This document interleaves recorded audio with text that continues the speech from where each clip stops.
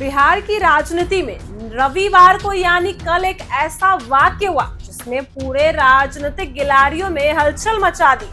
मोकामा के बाहुबली और पूर्व विधायक अनंत सिंह अचानक मुख्यमंत्री नीतीश कुमार के आवास पहुंच गए। यहां मुलाकात किसी भी कार्यक्रम या पूर्व सूचना के बिना हुई थी, इसलिए इसे लेकर सियासी चर्चाएं और भी तेज हो गई।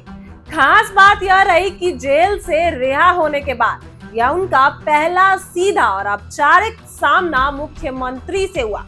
करीब 15 मिनट तक अनंत सिंह मुख्यमंत्री नीतीश कुमार के साथ बंद कमरे में बातें कर रहे थे। अंदर क्या बातचीत हुई, इस पर दोनों ही नेताओं ने मीडिया के सामने कुछ नहीं कहा।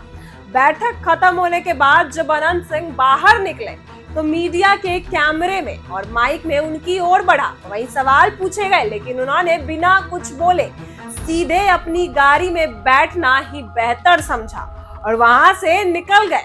उनकी इस चुप्पी ने ही राजनीतिक चर्चाओं को और हवा दी है। गौरतलब है कि कुछ दिनों पहले ही जेल से बाहर आने के बाद अनंत सिंह ने ऐलान किया है कि वे आगामी बिहार विधानसभा चुनाव में जेडीयू जनता दल यूनाइटेड के टिकट पर चुनाव लड़ेंगे। उन्होंने यह भी साफ कर दिया कि इस बार मोकामा से उनकी पत्नी नहीं चुनाव लड़ेंगी, बिल्कुल वे खुद मैदान में उतरेंगे। दरअसल 2019 में जब उन्हें कानूनी मामलों के चलते जेल जाना पड़ा, तब उनकी पत्नी नीलम देवी ने मोकामा से चुनाव लड़कर जीत हासिल की थी। लेकिन अब अनंत सिंह का कहना है कि इस बार जनता मुझसे उम्मीद कर रही है और मैं ही चुनाव लड़ूंगा, पत्नी को मैदान में नहीं भेजूंगा। उनका यह बयान मोकामा और आसपास के इलाकों में राजनीतिक समीकरण को बदलने वाला साबित हो सकता है, वो साबित होगा भी। मोकामा सीट पर अनंत सिंह की पकड़ बेहद मजबूत मानी जाती है। लंबे समय से यहाँ उनकी लोकप्रियता और पकड़ कायम है, चाहे वह विधायक रहे या फिर जेल में रहे, उनका जनाधार हमेशा बना रहा। यही वजह है कि जेडीयू और एनडीए दोनों के लिए एक अहम चुनावी चेहरा साबित हो सकते हैं अनंत सिंह। जेडीयू के अंदर भी सीट बंटवारे को लेकर चर्चाएं तेज हैं और एनडीए में भी इस बार टिकट बंटवारे का समीकरण पिछले चुनाव से बहुत अलग होने वाला है।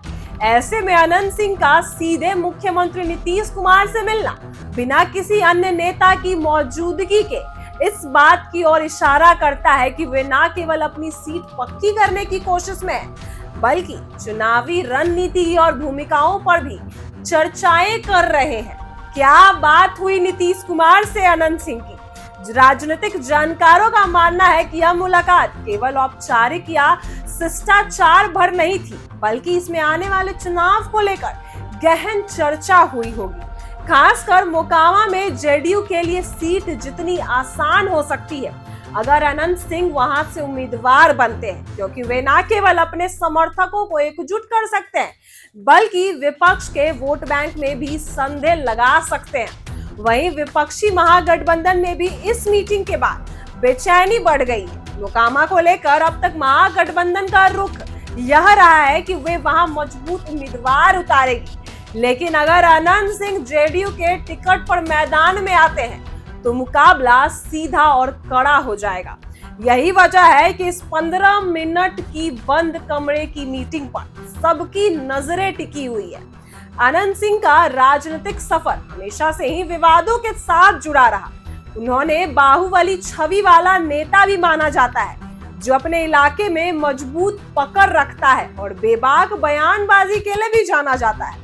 जेल जाने के बाद भी उनकी लोकप्रियता में कोई खास कमी नहीं आई, बल्कि कई बार वे जेल से ही अपने समर्थकों के लिए संदेश जारी करते रहते थे, जिससे उनका जनाधार कायम रहा, उनका पकड़ कायम रहा। केवल जेल से बाहर आने के बाद वे खुलकर चुनावी तैयारी में जुट गए हैं। मीडिया से बातचीत में उन्होंने इशारों में यह भी कह दिया है कि इस बार वे पूरी तरह से साथ मोकामा की जनता के बीच जाएंगे और विधानसभा में वापसी भी करेंगे।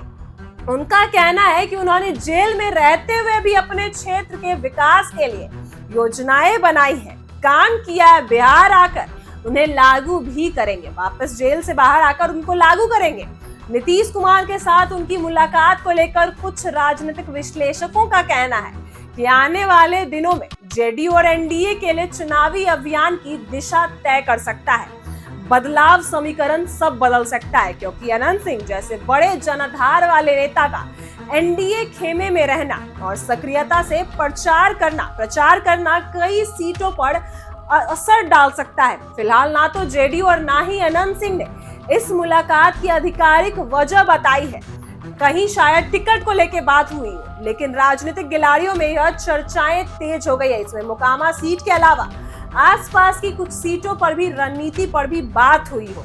संभव है कि आने वाले दिनों में अनंत सिंह को केवल उम्मीदवार ही नहीं बल्कि चुनावी प्रचार का अहम चेहरा बनाया जाए। अनंत सिंह का मोकामा में राजनीतिक आधार बेहद मजबूत रहा है, चाहे वे विधायक रहे या फिर जेल में। उनका जनाधार हमेशा से बना रहा। उनके समर्थकों का मानना है कि वे सिर्फ नेता नहीं है बल्कि इलाके के अपने आदमी हैं, जो जनता के लिए हमेशा आगे काम करते रहते हैं और हमेशा काम करते रहते हैं। यही वजह है कि जेडीयू में उनकी सक्रियता को लेकर काफी चर्चाएं हैं, क्योंकि उनकी मौजूदगी एनडीए के लिए मोकामा में जीत आसान बना सकती है। लेकिन बात यही खत्म नहीं होती है। अंदर खाने की खबर है कि जेडीयू के ही वरिष्ठ नेता और पार्टी के प्रवक्ता एमएलसी नीरज कुमार भी मोकामा से चुनाव लड़ने को तैयार है। और नीरज कुमार का दावा है कि उनका क्षेत्र में संगठनात्मक ढांचा उनसे ज्यादा मजबूत है और वे पार्टी के पुराने भरोसेमंद नेता हैं। इस वजह से टिकट उन्हें कैसे मिलेगा, यह जेडीयू के अंदर ही बड़ा सवाल बन गया है। यानी मोकामा में मुकाबला सिर्फ महागठबंधन और एनडीए के बीच ही नहीं है, बल्कि जेडीयू के अंदर भी हो सकता है। अनंत सिंह का सीधा मुख्यमंत्री से मिलना इसी संदर्भ में और ज्यादा मायने रखता है। नीरज कुमार का बोलना कि AK-47 जैसे नेताओं को बिहार मोकामा जैसे जगह पे चुनाव नहीं लड़ना चाहिए, टिकट नहीं मिलना चाहिए। और वहीं अनंत सिंह जो हमेशा ये कहते रहे कि मैं जेल में रहूं या बाहर, मेरा जो पकड़ है मोकामा का, मेरा जो आम लोगों से पकड़ है, वो हमेशा से मजबूत रहा है। और शायद उनका मोकामा का वो बड़ा चेहरा और चुनावी बड़ा चेहरा अनंत सिंह बन भी सकते हैं। अगर अनंत सिंह को जेडीयू टिकट देती है तो जेडीयू का जीत भी हासिल हो सकता है और महागठबंधन को इससे बड़ा झटका भी लग सकता है। वहीं अगर बात करें कि राजनीतिक जानकारों का कहना है, यह मीटिंग केवल सीट कंफर्म करने का प्रयास नहीं थी, बल्कि इसमें चुनावी रणनीति और अंदरूनी विरोध का भी साधने पर चर्चा हुई होगी। अगर मोकामा से टिकट के लिए नीरज कुमार और अनंत सिंह दोनों दावा करते हैं तो जेडीयू नेतृत्व को यह तय करना होगा कि पार्टी किसके साथ जाएगी। नीरज कुमार पार्टी के पुराने और वफादार नेता माने जाते हैं, जबकि अनंत सिंह जनाधार और बाहुबली छवि वाले बड़े वोट खींचने वाले चेहरे माने जाते हैं। दोनों में से किसी को चुनना आसान नहीं होगा, क्योंकि एक तरफ संगठनात्मक मजबूती है और दूसरी तरफ जनता में अपार लोकप्रियता, जो कि अनंत सिंह की है। बहरहाल इस मुलाकात ने एक बात साफ कर दी है कि बिहार विधानसभा चुनाव का माहौल अब गरमाने लगा है और बड़े बड़े नेता रणनीतिक कदम भी उठाने लगे हैं और प्रयास में जुट गए हैं। वहीं अनंत सिंह का यह कदम न केवल उनके समर्थकों के लिए उत्साह बढ़ाने वाला है, बल्कि विरोधियों के लिए भी चुनौती भरा संदेश साबित हो सकता है। अब देखना दिलचस्प होगा कि आने वाले दिनों में यह सीक्रेट मीटिंग किस तरह से चुनावी तस्वीर को बदलती है।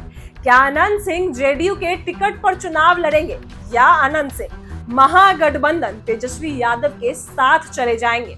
फिलहाल अनंत सिंह की जो लोकप्रियता है वो बहुत मजबूत है। अगर जेडीयू अनंत सिंह को टिकट देती है तो वो जीत दर्ज कर सकते हैं। वहीं नीरज कुमार जो हमेशा जेडीयू के वफादार नेता रहे हैं, अगर उनको टिकट नहीं मिलती तो उनके अंदर भी नाराजगी होगी। अब जेडीयू को तय करना होगा कि वो टिकट किसको देगी। फिलहाल अनंत सिंह ने जो नीतीश कुमार से मीटिंग की, उसमें क्या बातें हुई वो तो खुलकर सामने नहीं आई, लेकिन इतना तय है कि कुछ तो चर्चाएं जरूर हुई होंगी। टिकट के बारे में भी बात जरूर हुआ होगा। फिलहाल अब देखना दिलचस्प होगा कि आगे इस पर क्या प्रतिक्रिया आती है। महागठबंधन की ओर से क्या बोलते हैं। तेजस्वी यादव ऐसे कहते नजर आए हैं कि ऐसे नेता को वो अपने पार्टी में नहीं लेंगे जो AK-47 वगैरह वर्ड भी उन्होंने यूज किया है। वहीं नीरज कुमार उन्होंने भी यही बोला कि AK-47 वाले नेता हमारे पार्टी को नहीं आने चाहिए, हमारे पार्टी में नहीं आने चाहिए।